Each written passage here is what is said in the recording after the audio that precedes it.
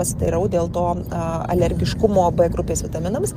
Tai mintis sako, kad jeigu ten vaikystėje arba paauglystėje sirgo, žinai, ir lašino tą B grupės vitaminą dėl įvairių ligų ir lašino visą laiką sintetinį. Ir va dabar mintis ta, kad Activizeris tai nėra sintetinis, tai yra natūralus vitaminas B grupės ir tikrai žmonės negali būti jam alergiški. Žodžiu, mintis ta, kad jeigu ten po 20 pusvalanduko praeina, ne, viskas yra ok, tai yra tas produktas, kurį saugu jam naudoti tam žmogui nuolatos.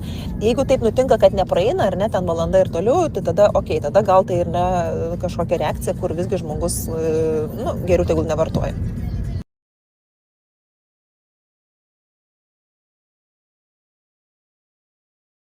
Priešingai tai yra kaip tik slopinti, migdyti ir taip toliau.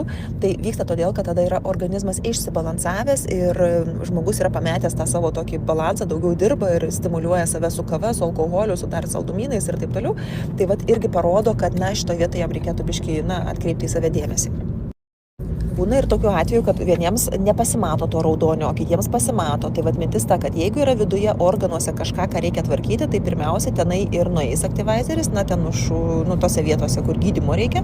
O jeigu viskas su vidiniais organais tvarkoja, tada pamatys žmogus ant išorinių pojūčių. Ir